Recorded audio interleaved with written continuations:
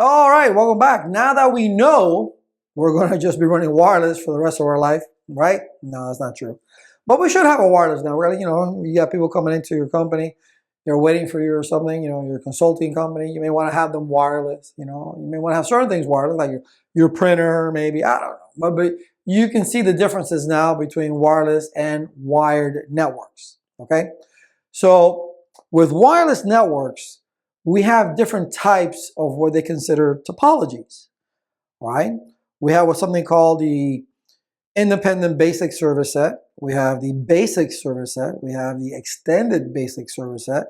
And we have what's called the basic service set, but with a distribution system. Now, we're going to get into all these different types of topologies and how you would set them up. There will be labs here, okay? So we'll see how these things work. And what a basic service set is, all right, is, do you have one access point, two access points? Is it connected, or because if you have two access points, that would be an extended, right? So you're connecting extended, but there's an overlap. And we'll get into that in there. There's an overlap that you want to have so you can be handed off to the next one over, okay? And also with the distributed basic service set, is the fact that you're now going into a different VLAN, all right, that's connected to your particular AP or wireless router, whatever the case may be, all right? So that will be your distribution system at that point. One of the things that we'll discuss is called the SSID as well while we're in this particular lecture. That is the security set identifier. And it's very important. I mean, I'll talk about it in the lecture as well, but I'll make a point of it now.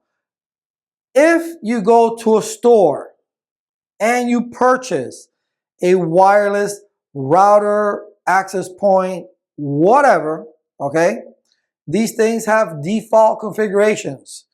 The whole world knows about these default configurations. You need to change them, all right? And I will show you when we get to the security portion of this particular section, okay? But you need to set this up. You need to change those configurations, all right? I'm not saying to go touch the internet side, but you can touch the internal side. All right, you don't want to have the defaults, especially not the router or AP default password. You don't want to have it in there. You want to make your own. All right, so be very careful. That's the whole thing with wireless, that people can get on your network very easily because it's in the air. So it sounds like a song. In the air. Never mind. All right, I'm not going to sing to you. So the whole thing is, with wireless, yeah, we can create different types of topologies. By no means are these the only types of topologies that you can create. But as far as for the test, these are the things that you need to know. All right. So with that, I'll leave you with that, and I'll see you inside the lecture. All right, welcome back, everybody. Wireless LAN topologies. Now, it all depends really what is it that you're trying to create. All right. Now, it's very rare that you have an IBSS, which is an independent basic service set, or an independent service set, or independent basic service set. I forgot to put the word basic. That's what that is, okay? Which means that two devices that have wireless adapters are talking to each other, all right? So you can create a network like that, but that will be something that's not, nobody really uses today. You think about the days of infrared, things of that nature. You can Bluetooth. We'll talk a little bit about Bluetooth. All right, but an independent basic service set is just that. It's like putting a crossover cable between two computers. All right, you're not going to create networks like that. Back in the days of bus and all that, yeah, okay, we have everybody connected to one main line. But today, IBSSs are not the way to go, but it's just so you understand that you can create something like that. You can create something like that. Now, the more common one is the next one, which is a basic service set, which means you have one actual AP. Now, because when we're talking about wireless technologies, and we touched upon certain terminology as far as access points versus, wireless routers, all-in-ones. Because nowadays, especially for a SOHO, a small office, home office environment, you're just going to have a Let me get my little laser pointer out in here. Hold on. You know, in this type of scenario, no, I mean, you can do this in an office setting, you know, in an actual building or whatever. You know, if you have a small office, you can do that. That's fine. But that's more like for a SOHO, do a basic service set. Everybody connects to you. And when we get into the wireless wavelengths and frequencies and things of that nature and the distance and all that, and we'll talk about it a little bit in this section as well. It all depends. It all depends how many devices, because you know, in a home you're not gonna have 25 devices. I don't think so anyway. But you're gonna have at least, you know, let's say half that. Let's say you have 10, 12 devices connected to an all-in-one, which is a router, switch, wireless device that you can connect to, which your provider gives you. All right, or you actually purchase a wireless router or a wireless access point that you connect to your router, and then you go from there. All right, an extended basic service set is just that. You're trying to extend the network. Now, you can do this many ways, and we'll get into that. You can use wireless repeaters. You can use wireless bridges. There's different things that you can do to extend a wireless network. Now, you can use multiple APs. Now, you're allowed, and you'll see an image of this, 15% overlap. Now, in the packet tracer, obviously, you can't do it because your book tells you you should use the same SSID. Remember, your security set identifier. That's the name you give your LAN. So when you look at your wireless network and you see all these different names, right? When you go in your neighborhood, you see all these wireless networks have a little lock next to it because there's, you know, their basic security that's there. Their SSID name is, I don't know, gaming, you know, gaming for all, you know, big bad boys, whatever they, you know, people think of, whatever they want, you know, the networking doctors, what have you. That's the SSID. So if you have in the packet tracer, in order for, you know, to connect to other APs and to the image that you're going to see, that you see that there's two APs, and they're connecting to those specific wireless APs, is because they have different SSIDs. If not, it will connect. It would just connect to one. It wouldn't connect to the other one. It really wouldn't mimic the real world. Because they do say that you should have the same SSID, because you got to think about this. If you have a 15% overlap, that's fine. That's what's allowed. And if you, again, this is something when we get to the standards of 802.11, if you're using 2.4 gigahertz, all right, you have 1, 6, and 11, the frequencies that do not overlap each other, meaning, you know, they won't have any issues. But it allows you to somewhat, you're reaching the outer limits of that wireless network, and you want to be able to get to it, okay? So you don't lose connectivity, and then you have to gain connectivity again, sort of like a dead zone. So there's different ways of going about that, and we'll discuss that as we go along through the section and through the course, through the entirety of the course. Then we'll have basic basic service set supporting a distribution system. All right, a basic service set is basically what I gave the definition for is just one AP. Everybody connects to that wireless AP, and then that wireless AP will actually go connected to a switch. All right, that connects to other LAN devices, or, you know, it could be other PCs, printers, servers, routers, whatever the case may be. So that would be the distributed system. That would be the distribution system where your wireless is accessing your wired LAN, and that's, you know, that's pretty much, that's why they call it an access point, right? Because that is the point where your wireless devices can gain access to a wired network. And again, the reasons for these things that they exist is simply this: you can't run cable to that location. And I touched upon this before. All right, you can't run wires that way. It's just too difficult, or it's just an impossibility, whatever the case may be. So you decide to do wireless for that particular section to make it easy on yourself, or like me, I just don't feel like running wireless. I mean, wired, not wires. So I just do things wirelessly, if at all possible. I mean, if it's going to interfere and there's too much interference, it all depends. And now that we have Wi-Fi 6, you know, you have the 10 gigabit per second AX and all that. We're only going to go up to AC. We may touch upon Wi-Fi 6, but it's usually AC that companies are running right now. There are AX routers. Okay, they're kind of expensive for businesses, but yeah, you're not going to, I doubt it very seriously, unless you work for a big enterprise company, government institutions that, they're like the latest and greatest. Well, not really, but some do.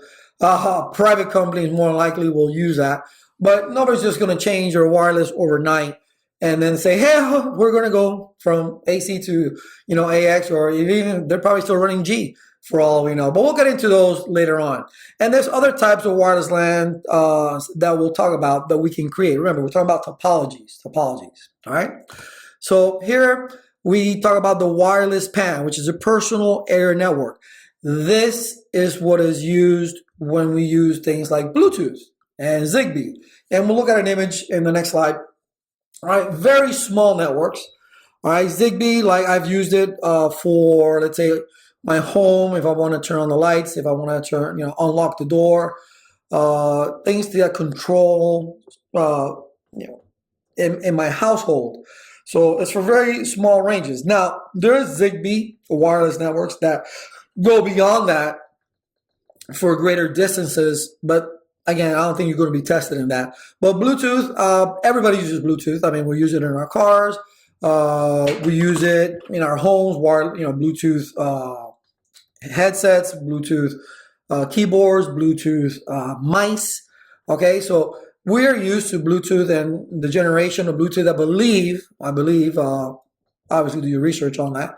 I believe we're in version 4, if not higher, of Bluetooth, which does go further. It used to be very small, but I think you're getting up to 30 feet or more. Actually, I think we're up to 40 or even 50 feet with Bluetooth connectivity, which with Bluetooth, they have, one of the things that they have is like a master-slave relationship where, when they come in contact with each other, they try to connect. You just doesn't connect automatically. So that's a myth. Just because your car, you got to pair these things. It's not just magically done. They say, hey, you like when I go to the gym, let's say, I have my wireless headsets, whatever type I use, and then I have to press a button, look at my phone because I want to use, listen to my music.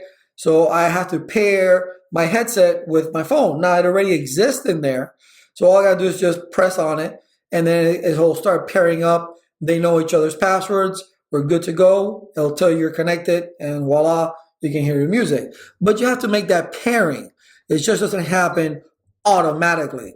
You have things now that we have, the Ring is another example for a wireless local area network. I connect my Ring, right, to my wireless LAN. All right, like I said, it connects to different devices using the 802.11, which is true. All right, and usually one of the downfall, or not downfalls, I guess, disadvantages, or one of the bad things. I mean, I really wouldn't know how to put it, because you should be able to connect to 5 gigahertz or 2.4 gigahertz, the frequency. But a lot of companies that create these wireless cameras, I don't think the Ring does that because they have latest and greatest rings. I have an older Ring, but you may be forced to just use 2.4 gigahertz. They don't allow you to connect to 5 gigahertz. All right. So, but the newer technology, if you get it, they will allow you, because the Ring is one thing that everybody uses for security purposes, right? You can look to the camera. You can also control things. Now with the Ring, you can actually, turn on lights and all these different things. So you can have cameras all over your house just using the Ring. All right. And it is based on your wireless LAN, not Bluetooth or Zigbee, but wireless LAN. It will connect to your wireless router. All right. So as you're coming home, you can get on, the internet, and you can go through the internet and lock your door and open your garage, whatever you want to do, turn on your lights, so these are security features. These are to make our life easier. But definitely that's one thing that still today they're having issues. Certain providers are having issues connecting to cameras that are 5 gigahertz capable. You have no choice but to use 2.4, because they don't know how. And if it's it's probably IPv4 only. If you have IPv6, if you want to use that, your provider might not even know what to do with it. All right, so that's the problem with that. So 2.4, 5 gigahertz. Again, when we get into those frequencies and start talking about the overlapping and non-overlapping channels and what would be better than the other, what will be the reason for it, we'll discuss that. Then you have, again, a wireless band metropolitan area network. These are definition, large geographic area. They use the WiMAX. There's an actual IEEE standard, 802.16, with specific frequencies that are for WiMAX. Now, anything that has wireless, there's a little, the Wi-Fi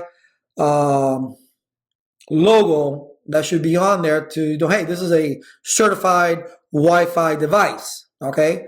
Especially when you're going over large geographic areas where there's a wireless LAN or wireless WAN. Obviously, wireless WAN, we use it every single day. I mean, everybody's on their freaking phone on the expressway, anywhere, in the classroom, which you shouldn't be, okay, while you're taking my course, which is very upsetting, all right? You're playing a game while you're listening to the course. Stop it, okay? So these are things that we use on a daily basis, and we really don't think about the things that go into that, all right? How does a T-Mobile phone talk to a Verizon phone?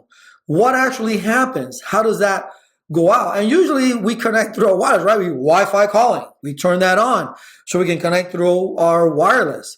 And then we can go through the internet and everything is IP, right? Go through our provider to get to where we need to go.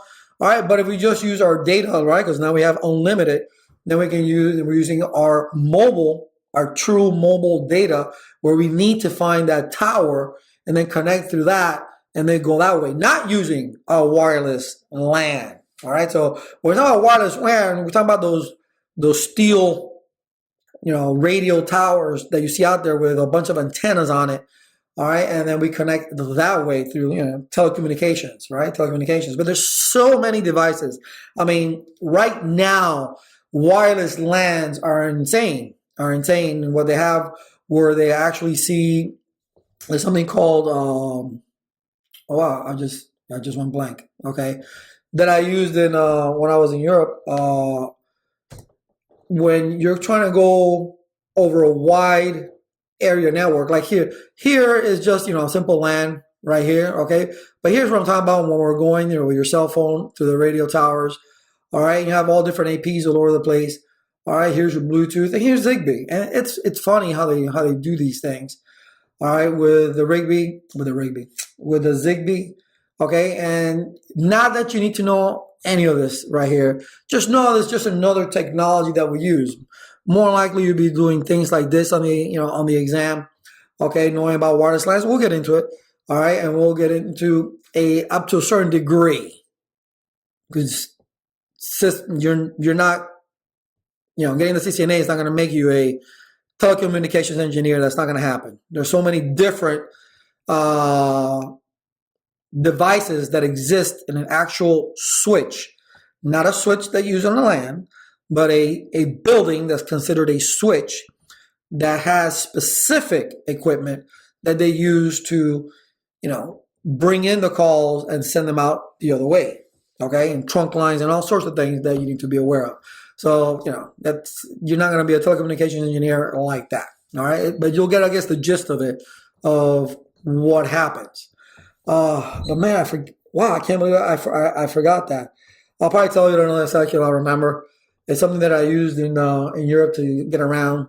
That you connect to this device, right, through your wireless, because it has a wireless AP in it, and then from that device, it picks up any telecommunications signal, and boom, you can go ahead and you can use your Google Maps and go online and do all these things. And that saved my life while I was over there in Europe, because I thought things were going to be better over there. That wasn't the case. To get online was a mission. But here are the different types of things that exist. just so we know, I mean, we're very familiar with Bluetooth, and we're this type of network right here. The newer type of network that we'll get into is, the telecommunications stuff, but we'll stick mainly in the mainstream of wireless networks. Now, here is your basic service set. And you see this is not a wireless router at all. This is an access point, period. Okay, this is an access point. We're not getting crazy. We're just because that access point eventually, and the only reason I didn't show anything else with that is because I just want to show you a basic service set. This is not having a distributed system. We're not connected to a router or a switch that gets us access to the LAN. This is just connecting these 5 laptops together wirelessly so they can communicate with each other. There you go. Okay, that's it. So that access point has a particular SSID, and so does the laptops, and they connect to it. Now, there's default SSIDs. You can create your own SSID. All right, but if you do that, that means you need to do it also on the laptops manually. All right, on the IPs and all that other stuff. All right, there's no DHCP service on these APs. All right, so you have to have your IPs already, and then the wireless would actually, you need to put in the SSID so it can all be in the same particular network. But again, it's a basic service set. And at the end of this, I am going to leave you with a wireless lab, okay? So you get a better understanding of, like a little encapsulation of everything, okay? Not too complex, but at least you get a more of an understanding of what I'm talking about. Now, this is your distributed system. Here you have 1, 2, 3, 4, 5 laptops, right? Connected to an access point, but now we're actually connecting to a switch. And now the switch is connected to a server. So now these 5 laptops not only are communicating with each other, but they're also connected to this server, which is part of our network, and we can gain access to it, okay? And then we can, if it's a domain controller, we can join the domain, be part of the Active Directory environment, or it's just a web server, let's say we want to access that particular intranet, right? That particular internal web server or whatever that is. It could be just a server, just shared folders. Okay, we can do DFS, distributed file system, right?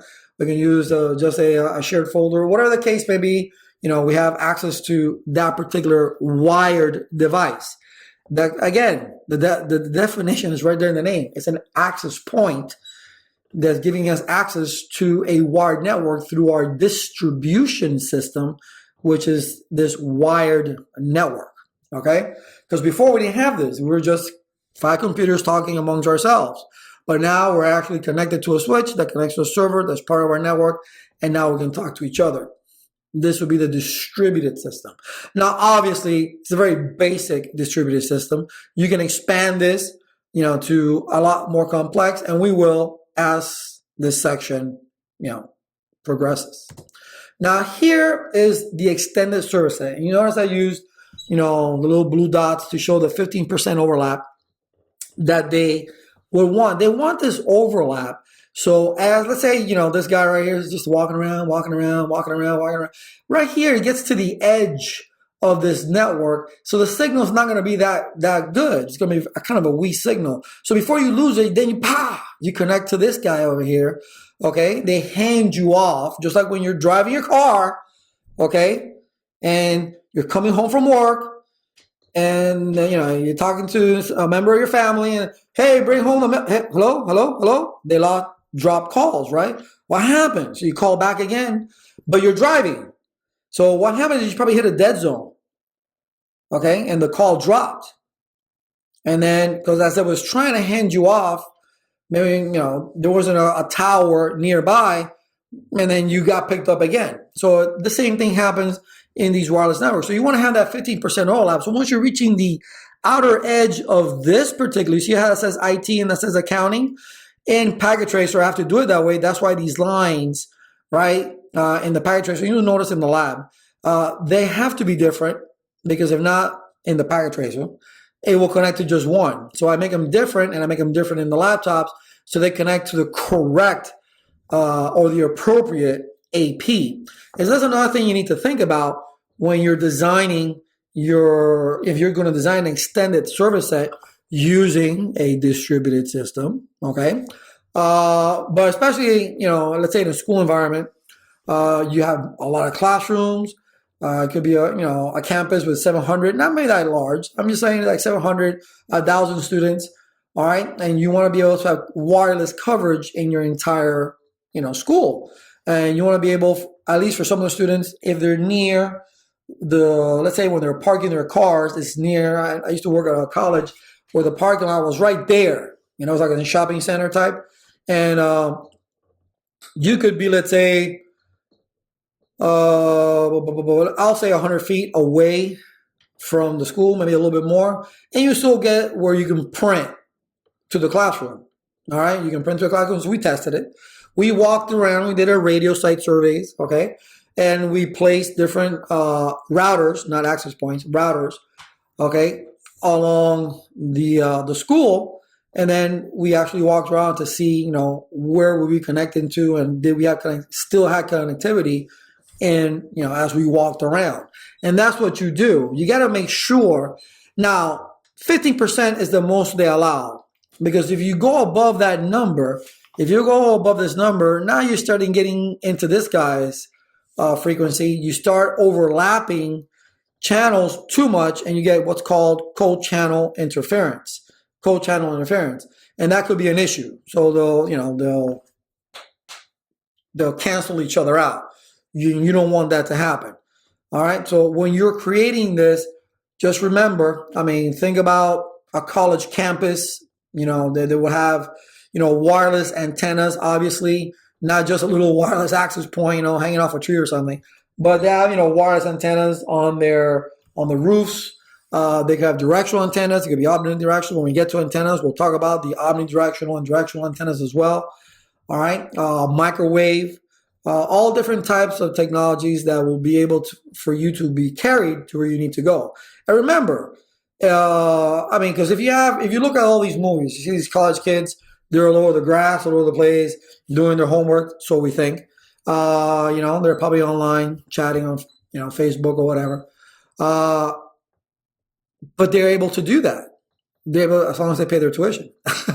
They're able to do that.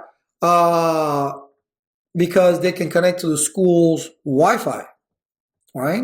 Because they're near something, they're accessing an access point that takes them to the router, right? To a wired router that takes them outside, right? So that's why they can do that.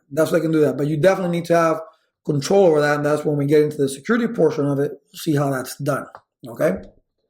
But this will be an extended service set. And again, there's many ways of doing this. Here's just having multiple APs, but you can have repeaters and bridges and so forth, okay? Now, again, wireless LANs, repeaters. There's wired repeaters, which that's now something that's not used pretty much anymore, but I'll expand on that a little bit. And then you have wireless repeaters. And then again, what it says right there, to extend wireless coverage, additional IPs that you saw on the extended basic service set. All right. Additional applications would be configured as repeaters. It would take the signal that it receives and repeats and transmit it. Okay, that's exactly what it does. Because I have a wireless repeater. My provider gave me a wireless, an all-in-one wireless router, right? So it's downstairs. I have, not that I need it actually, because I just put it on there because I felt, I wanted more speed. I wanted better signal. So I took a wireless repeater that they gave me, and I plugged it in upstairs, right? And then that wireless repeater takes that wireless signal and cleans it up and regenerates that signal up here in the second floor. So it'll be like I'm right there. So repeaters, there's many types of repeaters. Cisco has repeaters that actually work through your high voltage lines in your house. So you can connect a repeater to your wireless router, and then you plug it into the power, right? So what's going to happen is there's a device that you plug into the power, right? There's an actual device. These are Cisco inline network adapters. So once you plug in it to the router, then you have this device plugged into the wall, and then, the device in order to power up is plugged into the wall. There's two. You connect one port to to the router. The other port is like a switch port. All right. And then if you're on that same line, the same high voltage line, same circuit, on the other side, right? And then you plug that into that wall. So that means that receiver that's getting the signal right from the wired, right? You're wired to the router. It's going to go through the high voltage lines, go to find your wireless repeater. Now, this doesn't happen magically. There's steps to this, okay? And you go to Cisco, they'll download the steps for you in the video and everything, all right, where you can do it. But it's going to go through the houses, your house voltage, the actual copper wires there, not the Ethernet or anything. No, not wirelessly. No, it's going to go through the voltage, high voltage wires. Go and find that repeater. Okay, the other side of the Cisco line adapter. Find it and then give it the signal. It will be the same strength that is right next to it, and then it will emit that signal wherever you're at. So imagine this. If you have like a 20,000, 30,000 square foot home, you can have these Cisco inline adapters as long as you're in the same circuit, right? High voltage circuit. You can really extend that wireless network quite a bit. So it's very interesting. So again, there's a numerous amounts of wireless. Wireless has come a long way from the 802, the original 802.11 period.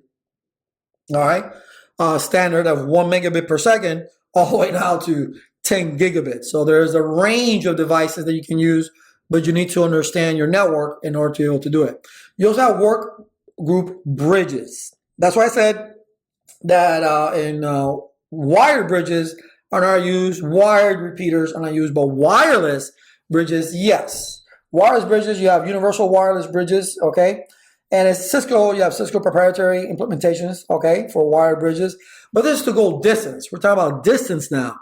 We're not just talking about, from here, no. This will actually, it can be several things, and we'll get into more of it as we go, all right? But this can be many different things. Can act as a AP, can act as a repeater, can act as an actual bridge. It has many things that it can do, but it's for distance, extending your wireless network. Now, you have outdoor bridges, which specifically is for that, okay? We're talking about miles, all right? We're not talking about, building to, we could talk about building to building, but we're also talking about miles upon miles. Now, I did GPS surveying, and we needed signal from satellites, all right? When we went to, let's say, there was this town near Miami. It was pretty much all farmland. So there was really nothing to interrupt us, not even power lines or anything like that. So we would get 7-mile range.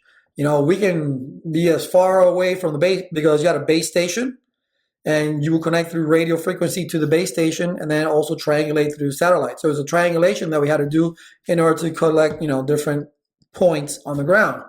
And we will get 7 miles. So it all depends where you're at. Like I said, I think I've said the story where, in the airport, we had to work at night. You couldn't work during the day because so many different frequencies are out there during the day, busiest time, right? People are not flying that much at night. So we were able to do our job at night. Go to a downtown area. All right. So if your business is in a downtown area and for whatever reason you have 2 buildings, offices in 2 different buildings, and you want to connect them together, bridge may be the way to go, or microwave may be the way to go. All right, mesh networks. I don't think people that, owners, CEOs, accountants for your particular business, depending on how big you are, if you're an owner network, you're like, mesh, are you serious? I'm not going to do that. That's just too much. That's an overkill. You may need it. I don't know. I mean, try not to because it is expensive. You're connecting all the different APs together, but you can do it. I mean, you can go ahead and do that. But normally it's an omnidirectional antenna, as you see right there for the central side bridge, or you can use directional antennas, all right, where they're facing each other, and there's something called a Fresnel zone that will do it. It's a little bit of math. It's no big deal. All right, don't get all crazy. It's just, think of it as DirecTV. When they come do the DirecTV at your house, what do? They turn on your TV, they do whatever they need to. Hey, call their office. Hey, I'm putting this on. Okay, go ahead.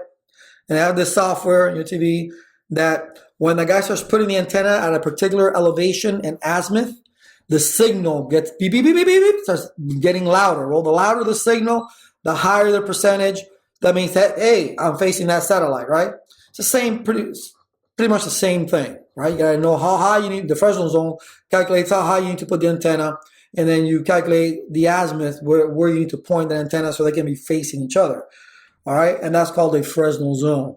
But when you're doing wireless wide area networks, this is where that comes in. And again, wireless wide area networks, that's why telecommunication comes in, all right, that we have, the cell towers and all these different things. But again, you can use bridges or directional antennas, building to building. There's, again, many different devices that we'll discuss when we get to the antenna portion of the course. All right, but what I'm going to do is I'm going to leave you now with a lab, a wireless lab that you'll be able to replicate if you want to, all right, or just look at it over and over again so you can see how pretty much we made. It's a very basic wireless lab. It's not going to be some major wireless lab, but at least you get an idea of the things that you can do. Cool? I'll see you in the lab. All right, so here we have a little basic lab. All right, you can see we're in the 192.168.1.0 network. We have basic access points. Basic access points. And you can see that these two are already connecting, but these two are not. Why? Because you need to come in here and under the physical, you need to put it in this wireless NIC. So you got to turn off the laptop, take this out. We'll do it on the other ones, and then put in a wireless network, put in a wireless adapter. All right, so you can connect to it. Now, if you look at this, all right, if you look at it, you see that it's laptop 1. The interface is wireless 0. We're putting this in statically, obviously. There's no DHCP. Okay, here's the wireless 0 interface. All right, and we're using just default. That's the SSID, your security set identifier. We're using default. We have no authentication. This is a very basic. All right, so it's default. But you see, I haven't done it to these yet. Because this guy, this AP, you can see it's very, very, very basic. There's nothing really you can do here. Here's port 0 that's connected to the switch. It's running at 100 megabits per second. All right, you can change it to full duplex if you want, what have you. You really don't care. I just want to show you the connection. And here's port 1, which is the wireless port. Okay, here's the security set identifier. It's default. What was default on them too? That's why they connected to that access point. They haven't connected to this one. Right, which is kind of funny, but okay. Because they're already connected over here. All right, no problem. So we're going to see what's going to happen. That's what I tell you with a packet tracer. You got to play games with this thing. All right, so let's take this off. You see I turned off the laptop. I just scroll this over here. See the wireless, put that in there. Turn it back on. Close it. Let's see who it connects to. Boom. I don't want it to connect to that one. I want it to connect to this one. So if I look at this, I go to the config, I go to port 1, it's using default, okay? And this one over here is using, they're using the same channel, by the way. All right, and we'll talk about different channels, whatever. So we should leave the channel the same. Well, we shouldn't really. We should change the channel. Instead, choose channel 1. All right, we're going to use 2.4 gigahertz, 1, 6, and 11 are non-overlapping channels. But we're going to change this default to, this is the HR, right? So we'll just name it HR. Okay? And then I'm going to close it. That's right there here, right? That's right there, port 1, HR. Okay, cool. Now I'm going to come here to the laptop. Go to the configurations, go to the wireless. I'm going to change this to HR, SSID, HR. All right. Boom. That should connect. There you go. That connects to that one now. So that's HR. Okay. Now I did change the channel. Did I change the channel? I don't remember. Yeah, I changed it to channel 1. Let's see what this guy's channel is on. Okay. Here's go to the wireless. All right. It doesn't show. Okay. All right. Well, you should be using channel 1. Let's see the desktop here. Let's go to the PC wireless. You can do this. Look how funny this is. Okay. You can go ahead and go on here and say connect. wireless mode. You can go through the whole thing, but again, it should be using channel 1. All right, this is using channel 6. Let's change this guy. Again, let's turn off the laptop. Take that out. Put in the wireless adapter. Turn this back on. Let's see who it connects to. Boom! But we don't want that, right? We don't want that. We want this. Okay, we go to the wireless interface. We change the default. I'm just doing very basic, nothing out of this world. HR, right? That goes there. Now, sooner or later, boom, it connects to that. So, but wait a minute, I want this guy to connect to this too. Oh, okay. So we just get the little cheat sheet here. Just plug it into there, go fast forward through time. All right. But again, I had to put in the IP addressing. There's no DHCP. All right. Here, if I go to these laptops, they're using the DHCP. You're not gonna work with the APIPA. So we're in the same network, 192.168.1. I don't know. That's 1, 2. I think this is 3. We can use 3. It'll let me know. We're not worried about a default gateway or anything right now. Okay. We just want to be able to communicate internally. All right. Wirelessly to a wired using a distributed system. 192.168. Oops. 168.1.4 tab. Very basic. Very basic. Okay. Awesome. So this server over here is a 1.20, right? That's the IP address of that particular server. All right, so let's test for connectivity, right? Let's see if we can actually ping somebody first. We try to access anything else. All right, so we're just going to ping. Let's open this up a little bit so we can see the replies. All right, see how long that takes. I'm here. Okay. Ping 192.168.1.2. I get a reply. That's awesome. That's awesome. Let's say 1.3. Beautiful, beautiful. Okay, 1.4. Outstanding. Yeah, okay, great. So we get wirelessly, we're good to go. Let's see the server. Awesome. We can connect to the server. Okay. So we have connectivity across the network. Okay. And then let's just put the IP address because I have no DNS config or anything like that. So I'm just going to go 192.168.1.20 and voila, I get to the web page, right? So this is an example of an extended service set. Here we're using channel 6, I'm sorry, channel 6 in the 2.4 gigahertz. And again, we'll get deeper into that as we go in. And over here, I'm using 2.4 gigahertz, but I'm using channel 1. So they don't overlap with each other, okay? But again, I can't show you like, oh, this guy's going to come over here now, and I'm going to connect to the other one. No, that wouldn't be it, right? So in a real world environment, that would not be the case. That would not be the case. You should be handed off, handed off, handed off. But you can see that we can connect to each other wirelessly, okay? And then we can connect to the wired as well. This is awesome. This is awesome, okay? That we can actually do that. So this will be an example of a very basic SOHO, small office, home office, or even let's say a real estate office or a small law firm, or just a small office that somebody has put in, whatever, for insurance purposes, what have you, taxes.